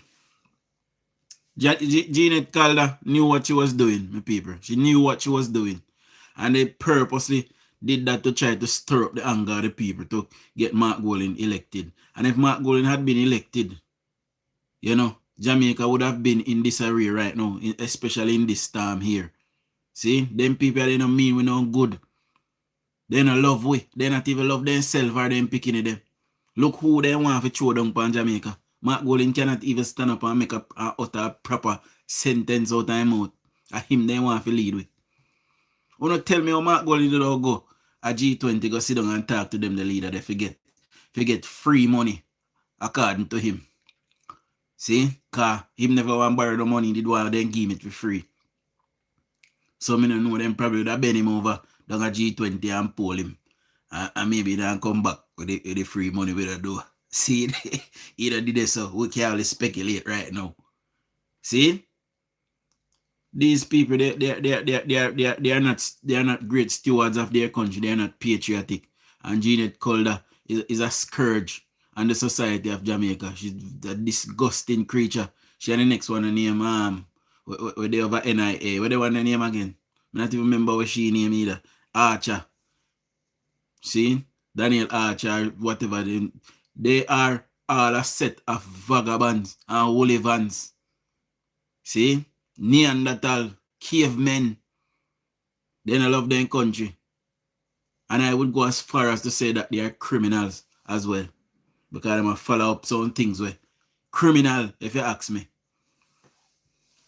Government officials, yes? And therefore to suggest that the funds are unaccounted for may open up precisely and give credence to precisely what we had last year, where people sought to weaponize and impugn the government and the reputation of persons serving in government, not necessarily the political directorate, but even public servants like permanent secretaries and directors of various public bodies. I hear you, sir. So I'm very excited to show you what this... Remember PNP then say, who? And Julian I put Dennis Chang kind of cover up for 3 trillion when thief. You don't remember? And when I PNP then when they see out there protest on TV, they say, sir, why you out here a protest? And he said, me out here a protest because he man don't know what he do. He only can accounts. I want to see it over TikTok a complaint say PNP the pay no money. I say watch here. How are this? Probably circulator. Probably calculator according to Shadis. I want to go probably calculator here. Eh?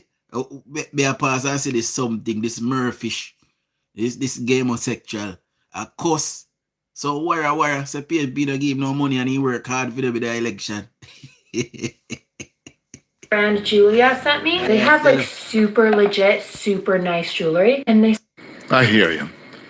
And you don't accept Miss Calder's explanation? I accept her explanation in terms of her report last year. It wasn't designed to harm or impugn the government. It was exactly not mislead. And you have to understand the spirit of something.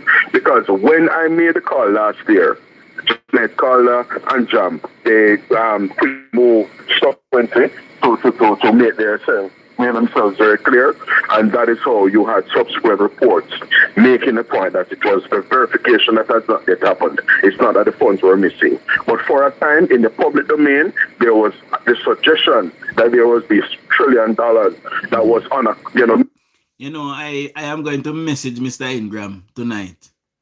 I am going to send him the channel's number. I would like to get Mr. Ingram on the program, because Mr. Ingram was one of the persons who was adamant. He was adamant that the $3 trillion was in the Prime Minister's 28 bank account, according to Mark Golding.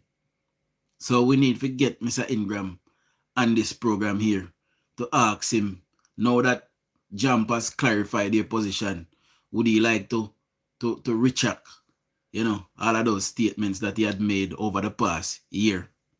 See? This thing basically, like the money vanish and the government cannot account for the money, and that is not so. All right. Got you, Senator Morgan. So this is the Prime Minister's declaration of war in action. At least you're going to respond to every instance. Well, as far as it's practicable, and there are a number of key members tasked so to do, because remember, our democracy cliff is at stake. Misinformation and disinformation has an undermining and compromising impact on our democratic system of governance. It robs people of their reputation, because remember that is true. The career that cliff takes 30 years or 40 years to build can be upended in a split second. Yes. By something transmitted around the world, and we do people a disservice when we do that. Yes. And we know that there are persons who are vested in doing certain things. They are being paid. Example, I was in the. I have to go. Time for the news, Senator. Well, people like Gay Bryan, we not hide and talk. Gay Bryan has been paid to spread propaganda against this government. So anyone who know what depend Gay Bryan, something I watch. He is a paid operative of the People's National Criminal Organization. They pay him to come and spread lies and misinformation and propaganda on the government. See? They say they pay me too, but me not get dollar. Only pay me get from my ads revenue. Or don't know watch me ads them. And me no want to pay from my government. I am a patriot. It is my civic duty to make certain that my country grows and blossom, because when I'm an elderly gentleman, me and Shanice, when we're old, and Shanice have gray hair on her poking me paper. See, me now get none, cause me now get so old. But, we are gonna need a state for look after our health and look after these things for we. And when time a country grow and blossom, we will have those things when we are elderly people. See? Me got my money, so I can go a doctor, but,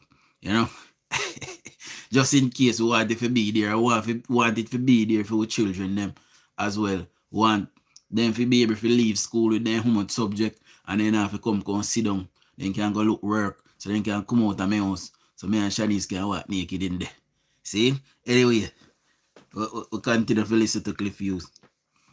Time now for the world at noon.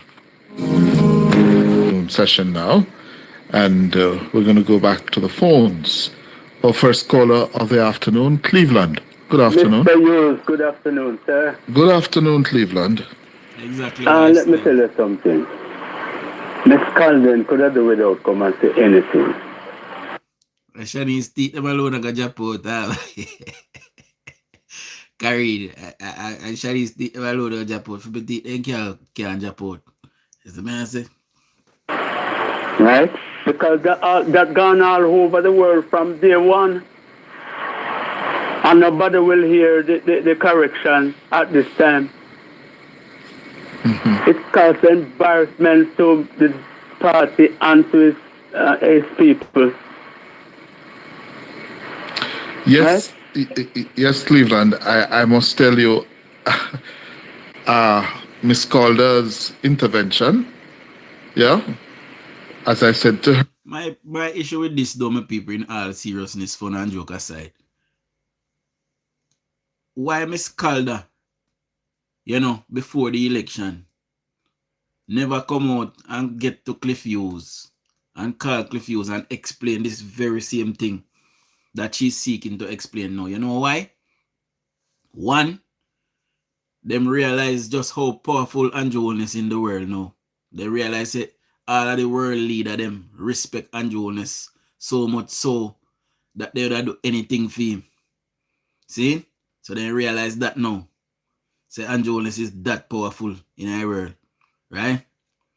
Also, Andrew Holness have declared war and misinformation. And because that was a misinformation, she come to clarify now. See? So, we will see others following suit in short order. You trust me and believe me when I tell you.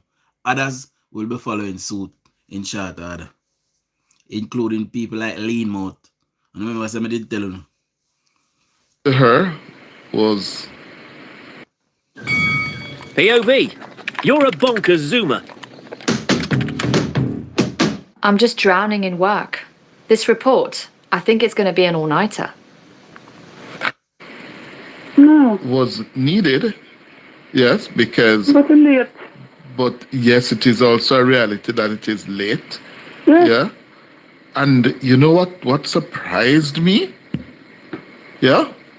Based on the reactions on our YouTube community. Yeah. Yeah? I didn't know that this thing had taken such deep hold. Yes, Mr. Hughes. Yes, it did. And then, not only on the YouTube community, but the number of calls and messages. I think the PNP come out of Cliff. Cliff, Sir Cliff, pick up yourself. You're misleading the public if you say you did not think this took such a huge hold, because that is why Mark Golin win 14 more seats, because people actually believe that $3 trillion went missing. And even when me explain it, I say $3 trillion is $3,000 billion. You know the amount of container where you need to hide $3 trillion in a cash, eh? Thousands of container, right? And in a 28 bank account them what they say you have, because Integrity Commission would have fine it. And as far as we know, the Prime Minister bring all in business them did offshore, onshore. So which party would hide? That means nothing no go so. But then come out and say money gone missing because they want the people them to think say Prime Minister thief something. You hear me I tell you no? She one of them who should have get sued from the government. The government itself should have take out a lawsuit. Government have whole heap of lawyer and sit and not use them. We don't see how Trump every time somebody says something about Trump so you know. We don't stay there. I came off air 12 o'clock. Yes. That I see on my phone. Yes. I didn't know that this thing had means so much to so many people. I didn't know, Mr. Hughes. My God, Jesus. It is. They'll lose lots of votes. Or maybe some people would have voted and then I would have voted. Because it was a deliberate thing. Oh dear. Deliberate. I believe Cliff knows, This is why Mr. Tony this morning say, Cliff, I be too lenient upon Jeanette Calder. I believe she was malicious in what she was doing. And I believe Cliff Hughes knows that as well. But he's trying to be diplomatic. And make you feel myself, you don't want to hold an argument. Because everywhere you turn them say, the government a thief, and Mr. Holness a thief. That's why they say wicked, Natalia. That's why they say wicked, because they say $3 trillion gone missing. And all me I say to them, say, at no point in time we never have $3 trillion just throw down so.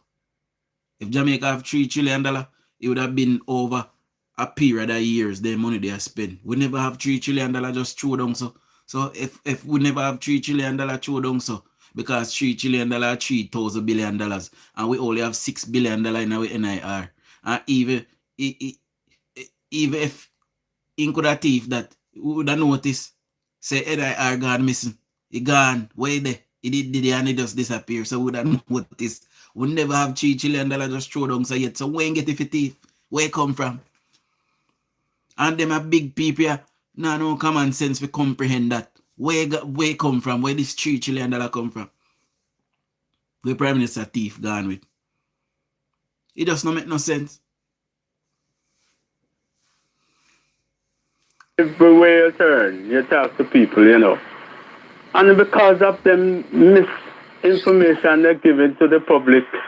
Mm-hmm. Why? That's it. This is... Let me tell you, I rate Mr. Holness to stand up to them, though, you know. Uh-huh. God knows, because it's God himself, I don't know how Mr. Holness make out. They do this.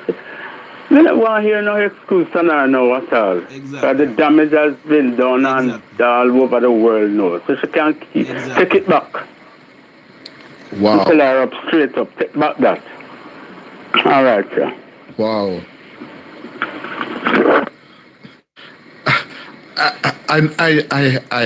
I knew, right, that this thing was damaging. What I'm saying, listeners, the moment this morning I mentioned that Miss Calder was going to be on, my YouTube platform blew up.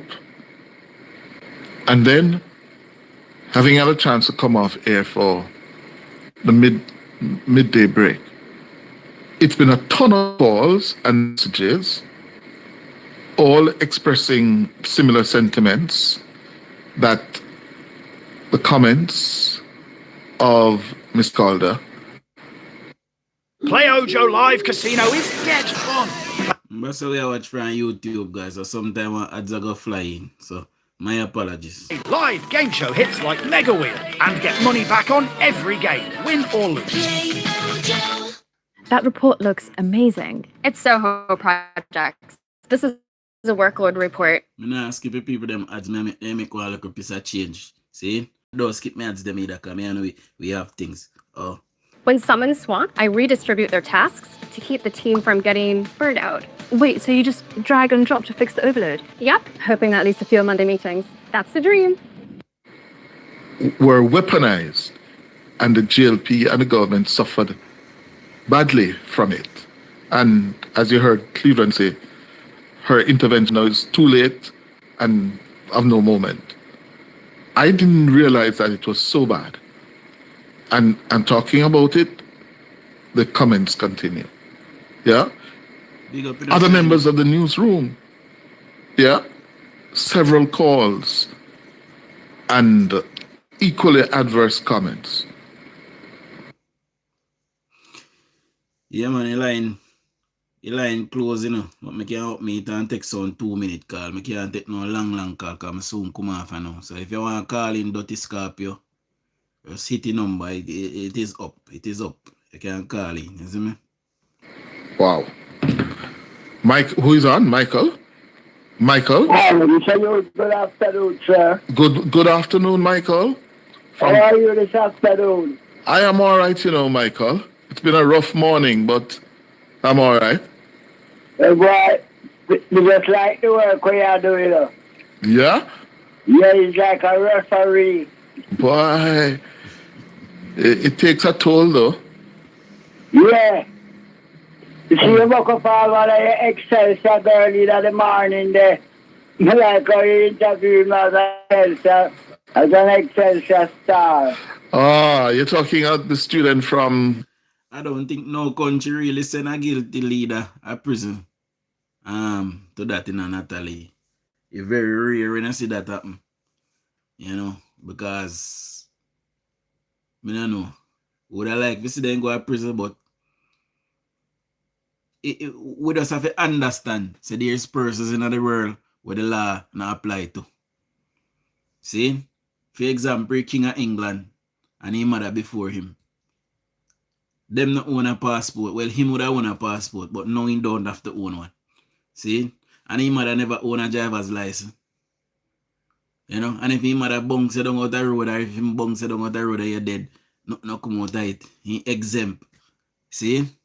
So we just have to admit the people in our world where, you know, under the conservative government in England, you know, in COVID, 20 billion pounds went missing. Them also give them friend 600 million pound contract. Right now, she have to go pay back. Right now, every waking moment, fear she are running belly right now. She have to go pay back the people their money. The taxpayer money at England. All 600 million of it. See? But $20 billion, 20 billion pound went missing under the Boris Johnson led government in COVID. No, come on, tight. See, Boris gone about in business there. You know? Northern Caribbean University. Yeah, but like how you interview them, man. Yeah? Good. The mother and father of tomorrow. Yes. Yeah, but you like how young your program, man. Yes, they're young people. You have to give them the opportunity and try to get them motivated, you know, if not inspired to... Tony Blair as well. Who remember Tony Blair? See? Tony Blair used to get something like probably less than 100,000 pounds a year for him pay as Prime Minister. And when Tony Blair left office, within 2 years, Tony Blair net worth was at 150 million pounds. When get so much money from? Where it come from? Eh? So we just have to admit that some people in our world were just exempt from certain things here, sir. Make their contribution as citizens of our beloved Jamaica. Yeah, they are the future, you know. That's true, man. They are the future. Yeah? When Mr. Warren see God meet, I never walk out of the beat. You see, it was a good thing, because seeing them outside helped, you know. Yeah. You know, let me tell you something. I was speaking this morning with someone who was making that point to me. Yeah? That, listen, the government has been accused of not taking certain strong, strident positions. But we are benefiting from that position now.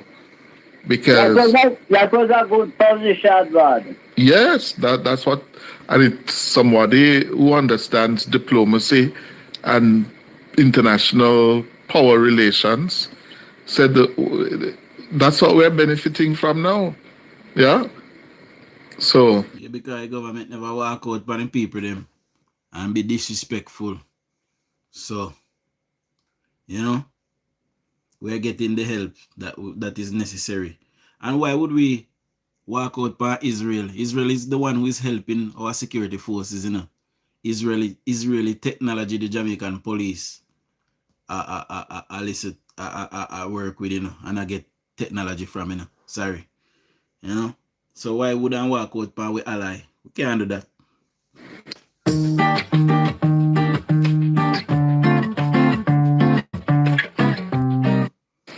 Oh boy. The Lord send pick up them grant some money from the ILF from the World Bank. Is what a lower and then just give them it so. It's a combination of loans. They are mostly loans with some grants. Yeah, most of it is loans that we will have to pay back. And there's another element to it. A significant portion of it, $2.4 billion US, are to go to the private sector, to get the private sector, able to mobilize, to do some of the reconstruction and recovery that has to take place.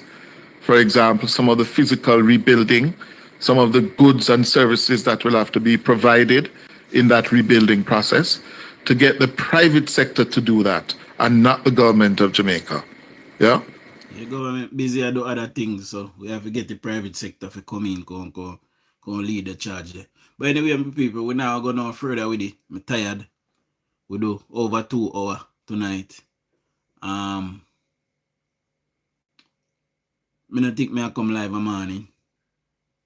But if me wake up, I look out for me see me. See? But me not think me I go try and sleep in tomorrow. Me I try my people. See? Me ask my doctor to give me some sleeping tablet and he run me and tell me say no. Say me too young. If I go and go sleep. So me no know. Me not sleep for more than 3 hours. 4 hours at best, my people. But me I go try and shut my eye tomorrow. Hard. See? So if you don't see me tomorrow morning, you will definitely see me in the evening. Big up all 421 persons who is here. Please subscribe if you're not yet a subscriber. We are on the road to 6,800. We're almost there. I believe we are 6,000. We are 16,670 something. See, so we're almost there.